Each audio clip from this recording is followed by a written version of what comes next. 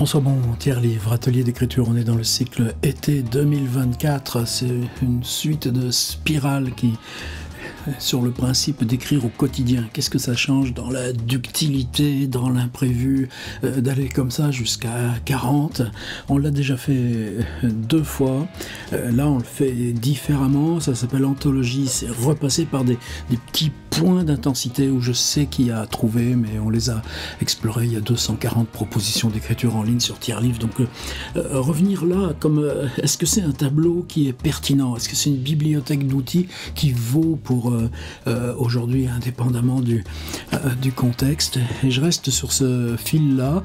On est dans notre dernière boucle, donc 32. C'est facile ou c'est pas facile? C'est pas facile. Où est-ce qu'on va?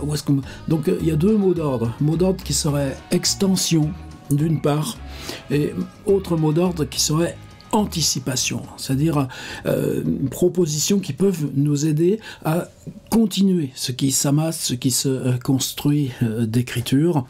Et on va essayer avec ça, là, que ce soit un plaisir écrire, et que ce soit un rendez-vous là au quotidien, qu'on puisse continuer encore, même si chacun va selon son rythme. Alors dans les rendez-vous que j'avais prévus, c'est une zone qui est encore une zone liée à la littérature nord-américaine, comme hier on a croisé Laura Kasischke, et dans ce cycle on a beaucoup travaillé comme ça avec des sous-séries, s'installer dans Claude Simon et puis rester 3-4 fois, s'installer chez Nathalie Sarraute, rester 3 fois, et je crois que ça aura donné de façon là encore imprévue pour moi, c'est-à-dire on prend des figures d'écriture, des territoires d'écriture, et on les remalaxe, on les renverse dessous.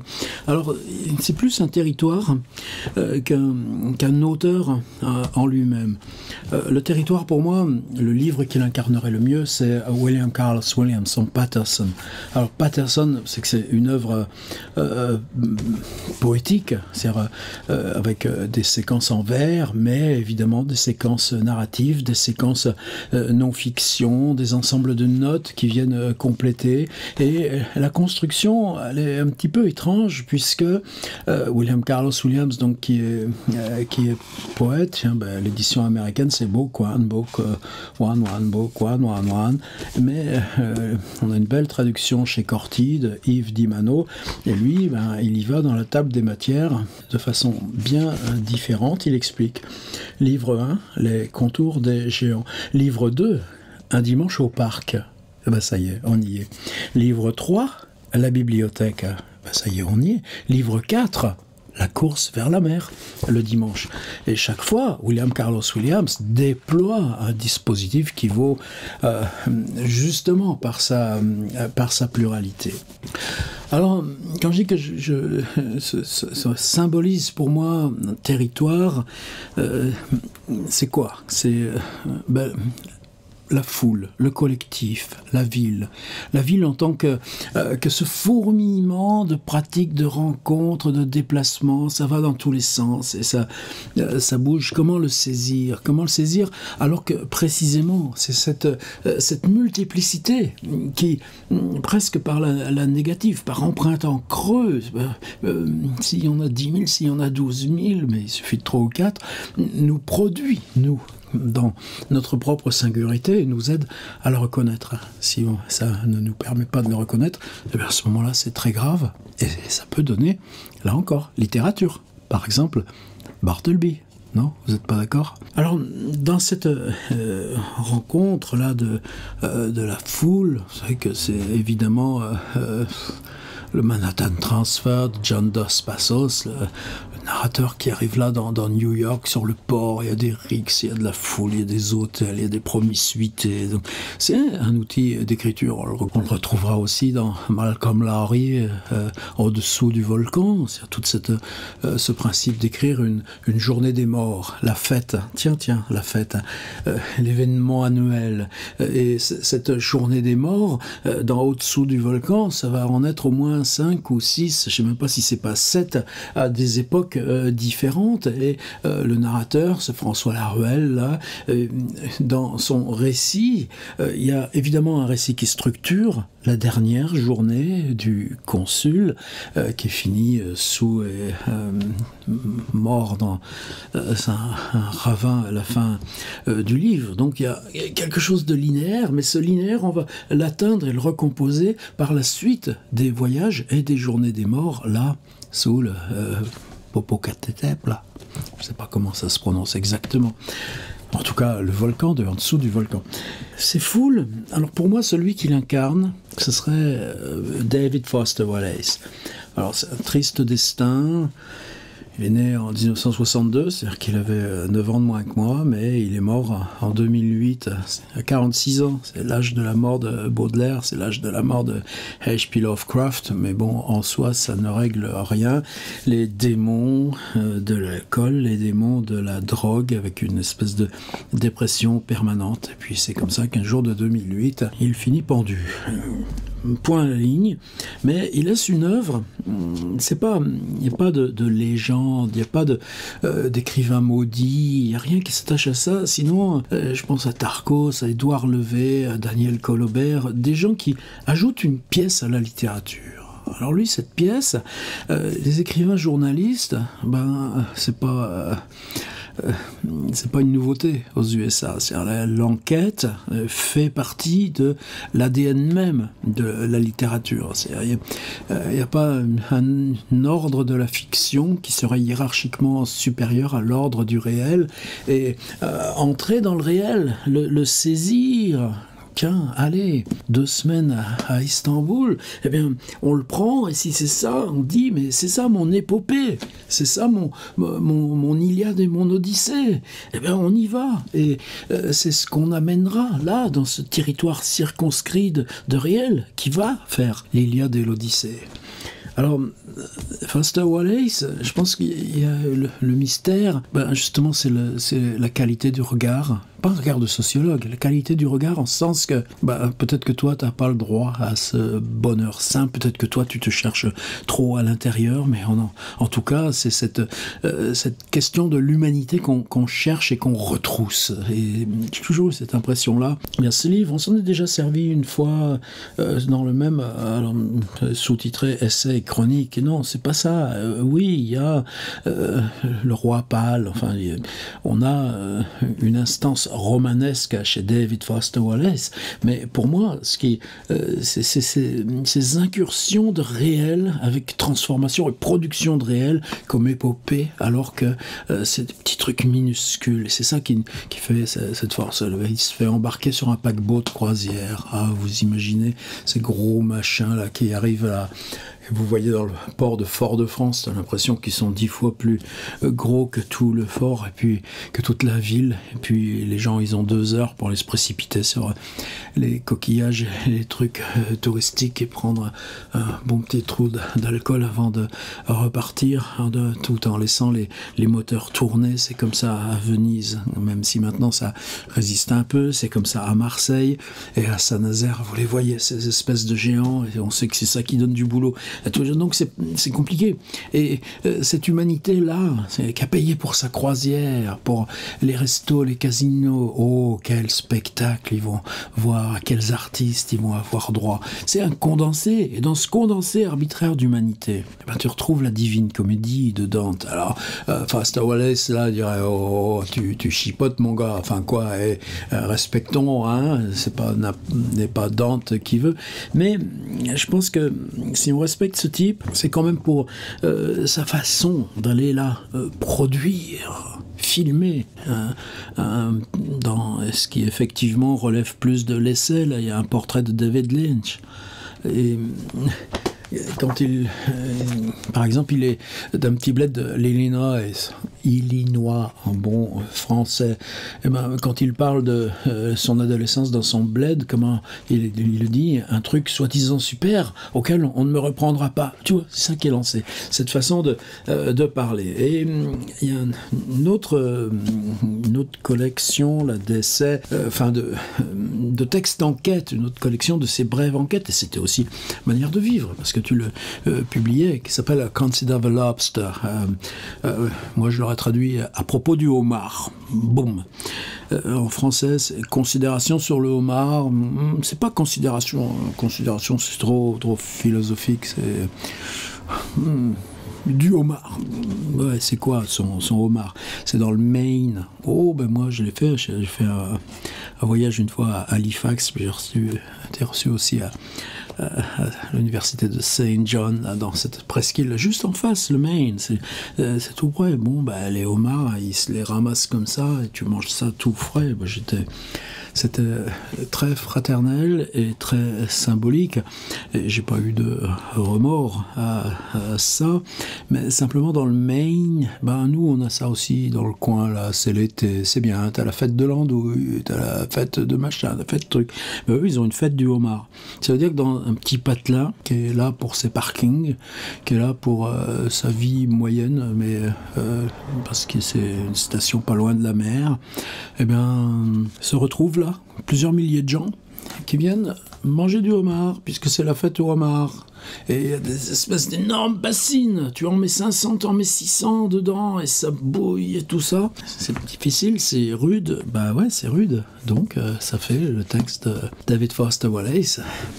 Considération sur le homard.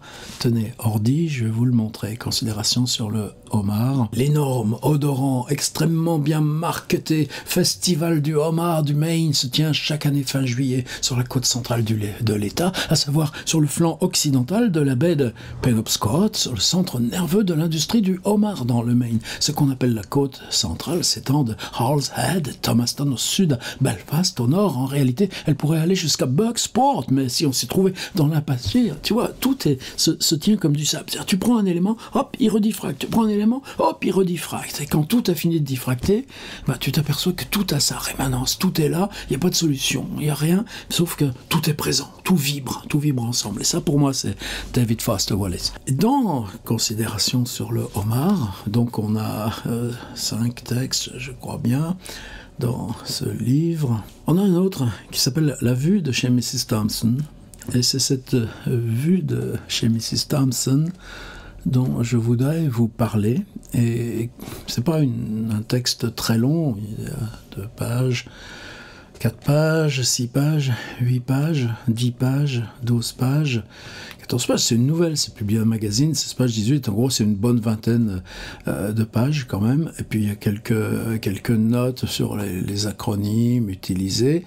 On va le regarder de près. Pourquoi ça m'intéresse? Parce que, là encore, on est dans un petit village de l'Illinois. C'est-à-dire, on est dans la Cambrousse. C'est l'Amérique moyenne, mais dans ses pesanteurs, dans ses rigidités. Et il rajoute un élément qui va pas être l'élément qu'on va retenir, nous. L'élément, lieu, Bloomington, Illinois, date 11-13 septembre 2001. Le 11 septembre 2001, pas besoin de vous faire un dessin, mais c'est le 11, le lendemain et le surlendemain. C'est l'événement, la rupture, la catastrophe. Mais, par exemple, le 13, ce sera la reprise de la vie ordinaire, et lui sera dit, mais comment on peut oublier? Et quand il ajoute sujet, de quoi il va parler? 11-13 septembre 2001, sujet évident. Il le publie en 2006, donc il le publie 5 ans après. La traduction française, là, elle vient en 2018, peu importe, à distance. Et de prendre un village comme ça, mais le scruter, on y revient de suite, à quoi ça m'a fait penser? À un autre livre, Mastock. Alors ça s'appelle Les Lionnes dans la traduction de Claro. Quelle performance la traduction de Claro. Mais le titre original c'est Ducks à Newburyport. Les canards à Newburyport. une image comme ça, mais qui est liée pour Lucy Hellman, dont le père a fait une grande biographie de James Joyce, qu'elle n'est pas née comme ça, là, contrairement à Foster Wallace, elle fait partie là du... j'allais dire du Saint des Saints, c'est pas ça, mais c'est la reproduction littéraire du monde universitaire et tout ça, mais elle est armée.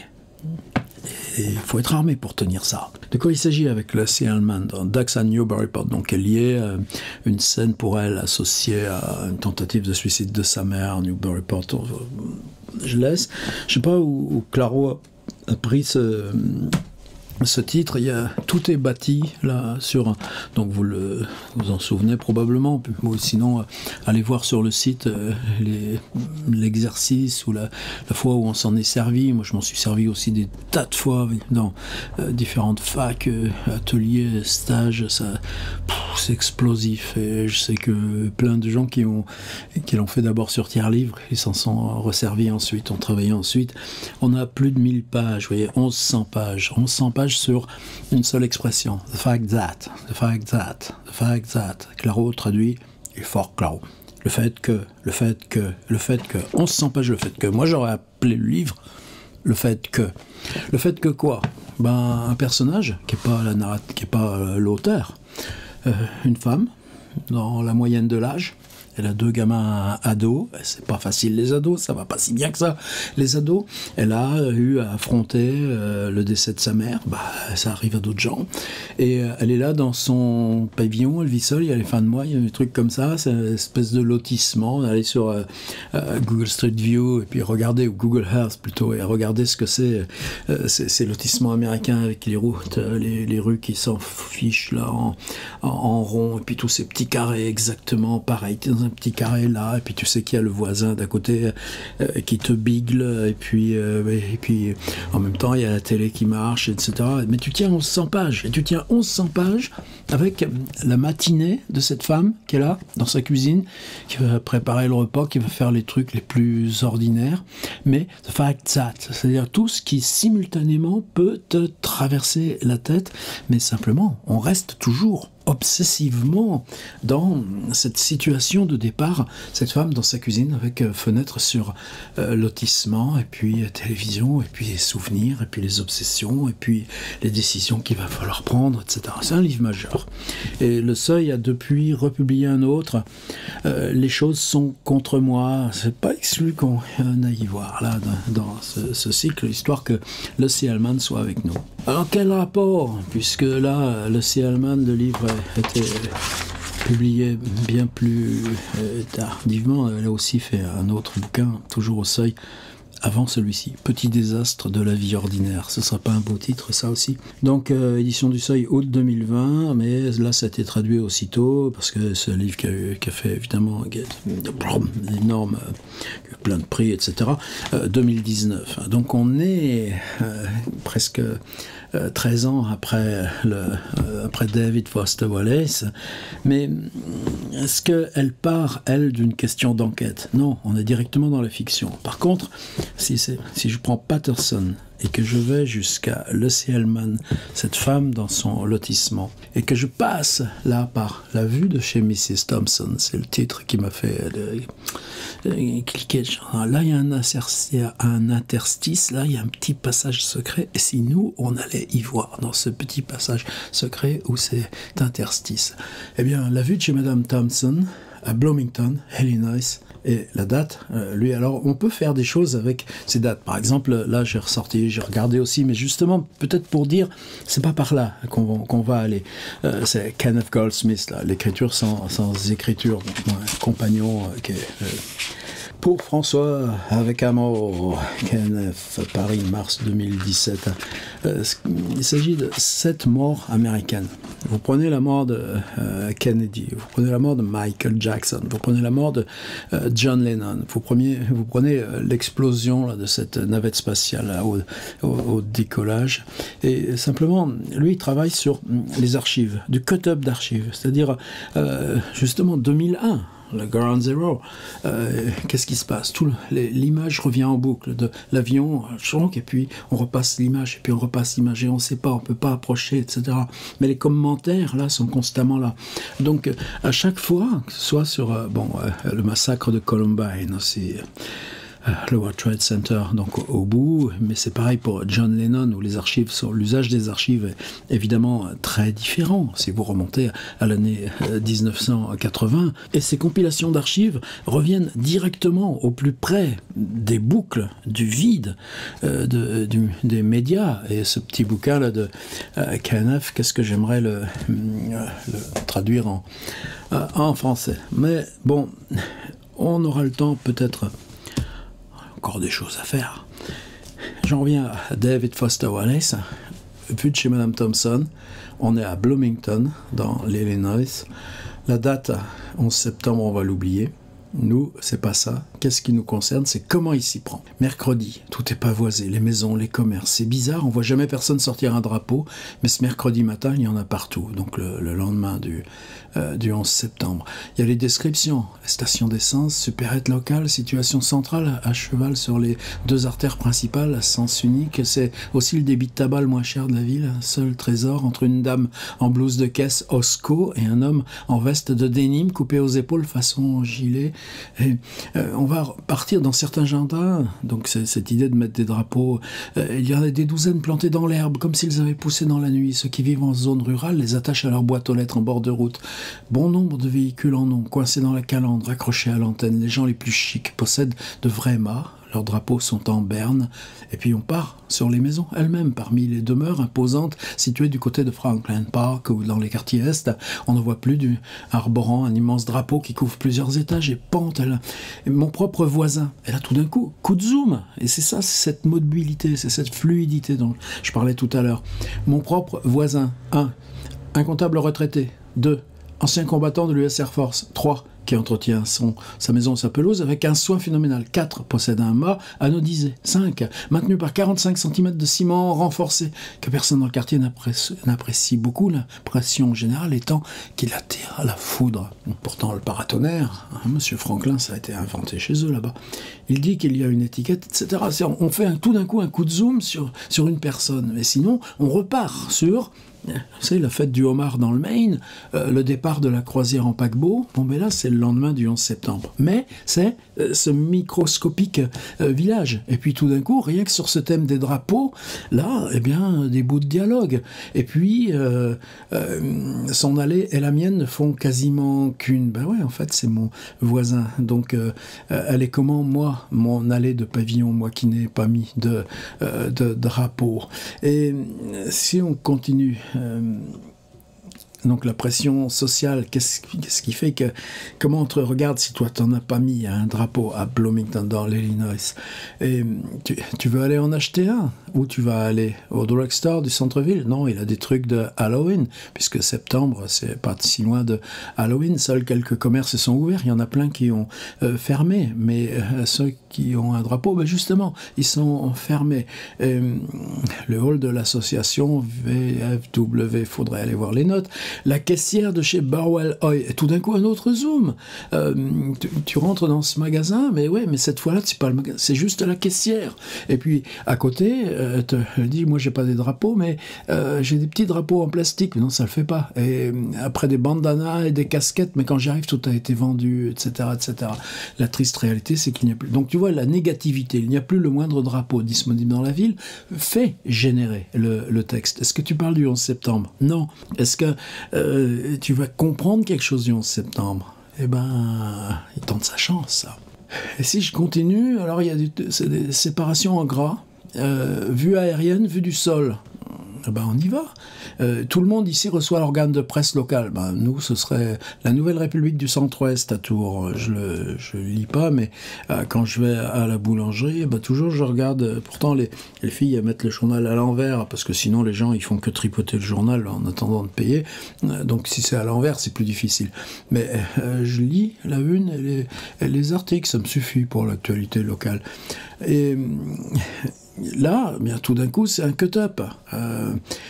Le 12 septembre, citoyens choqués passent par de nombreuses émotions. Le clergé ouvre les bras pour aider les gens à vivre la tragédie, mais tout d'un coup, les prix de l'essence flambent aux stations. Amputé donne discours inspirants, et c'est cette espèce de jeu même d'enlever les articles. L'édito du 12 septembre s'ouvre ainsi, le carnage que nous avons vu au travers de l'œil des caméras de New York et de Washington. Et puis c'est une phrase qui est terriblement qui rend pas compte du tout du réel. Et on reprend le documentaire. Bloomington, ville de 65 000 habitants. Je continue. Vue aérienne. Pensez si, mettez ça dans un petit coin, vue aérienne, vue du sol, les déplacements, la recherche là dans les magasins, les coups de zoom. Et puis tout d'un coup, c'est les saisons. Là, on est à l'automne, en septembre. Mais Bloomington est aujourd'hui complexe, envers fumé, lotissement sur mesure, centres commerciaux, magasins franchisés, sextuple ceinture qui sonne le glas du vieux centre-ville, à quoi s'ajoute un fossé qui ne cesse de s'élargir entre les deux classes et cultures principales de la ville, si fortement, si justement symbolisées par le SUV et le pick-up. Rétrospectivement, l'hiver est une pute sans merci, mais pendant les mois chauds, Bloomington n'est pas, etc., etc. Et les églises, comme la plupart des villes du Midwest, Bloomington regorge d'églises. 4 pleines pages dans l'annuaire. Bon, là, c'est la réalité américaine. Ceux qui sont allés s'y balader, savent à quoi ça correspond. Il y a peu de rassemblements publics, tout le monde a sa famille, mais on continue cet inventaire. On continue le tableau général. Je parlais d'un mot d'ordre qui serait extension. Eh bien, nous, on n'a que des micro-détails dans tous nos textes. Eh bien, là, tout d'un coup, alors est-ce que ça, vous allez le mettre entre le 12e et le 13e, entre le 17e et le 18e, entre le 3 et le 4 ? Ben oui, mais justement, maintenant, on a cette espèce de fichier global. Donc, si vous le faites, là, ce tableau descriptif général, là, c'est Hellman, ce serait vue de la fenêtre. Eh ben, c'est la petite ville vue de la fenêtre. Et sur 100 pages, elle a le temps d'en balancer. Ben, nous, on va en balancer aussi. À vous de choisir votre Istanbul personnel, ou votre Bloomington personnel, ou votre Lisieux préféré. On a vraiment le choix. Et là, il reprend la séquence temporelle. On laisse passer du temps. Mardi, plus tard, il y aura mercredi. Et tout d'un coup, il va quoi faire? La maison dans laquelle je me retrouve, les cheveux pleins de shampoing, face au gros de l'horreur qui est en train de se produire, appartient à Mrs. Thompson, des plus vieilles dames. Alors, je vous laisse aller vous balader dedans. Ça, nous, on va s'en tenir là. Mais regardez, par exemple, les techniques. Alors que la caméra dézoome tout d'un coup, filme de nouveau en plan large. Je sais pas du tout combien de temps ça dure, mais comment on regarde ce que vous regardez? Et là encore, le plan qui, à quelle hauteur du sol, et ce tableau général, là, ça peut être juste vue de la fenêtre de la cuisine chez Lasse Hellman. Lui, il vadrouille dans la petite ville. William Carlos Williams, c'est le parc, la bibliothèque, et puis l'intérieur des maisons, et puis le dimanche quand tout le monde s'en va à la plage. Alors évidemment, il parle du 11 septembre. Est-ce normal de ne pas bien se rappeler les événements à peine 2 jours après qu'ils sont survenus? Est-ce dans l'ordre des choses? Je sais qu'à un moment donné, on a entendu un voisin tondre sa pelouse dehors, ce qui paraissait totalement bizarre. Je me souviens plus si quelqu'un lui en a fait la remarque. Et là, c'est la classe, ce genre de notation. Je vous laisse avec ça. C'est l'idée générale qui compte. C'est quoi l'idée générale? L'idée générale, c'est Patterson. Tu prends une petite ville et tu prends des espèces de harpons ou de forages ou de petits tunnels ou de tranchées archéologiques. Lui, ce sera le parc, la bibliothèque et partir à la plage. Lasse Hellman, c'est 1100 pages. Et puis, tout ce qui existe, coexiste simultanément. Le fait que là, pendant 4 heures de la vie d'une femme là, devant la fenêtre de sa cuisine dans un lotissement, et Foster Wallace, eh bien, cette notion d'enquête, le paquebot de croisière, le retour au village de naissance, la fête du homard, là, dans ce patelin du Maine, où il y a des milliers de personnes qui viennent avec 5000 ou 6000 bestioles qui vont passer dans dans la marmite à taille industrielle pendant 48 heures. Quel texte! Et puis là, c'est le 11, 12, 13 septembre, dans le patelin où il habite, à Bloomington. Et puis tout d'un coup, tous ces petits détails, mais qui refabriquent la micro-ville. Et là, je crois qu'on a de quoi travailler. Et c'est comme pour Laura Kazishka. Pensez bien que maintenant, on ne fait pas un exercice pour écrire dans la lignée, le sillage de David Foster Wallace ou Lucy Hellman. On écrit pour étendre, amplifier ce qui est déjà là, de façon lacunaire, fragmentaire. Vous me l'avez tous signalé. Il n'y a pas de lien de continuité d'un texte à un autre. Mais dans ces coupures, eh bien, on va installer des choses qui resteront discontinues. Mais elles resteront discontinues, mais elles se seront implantées là, dans la coupure. Et ça, c'est ce qui va nous aider. À vous de trouver votre Bloomington.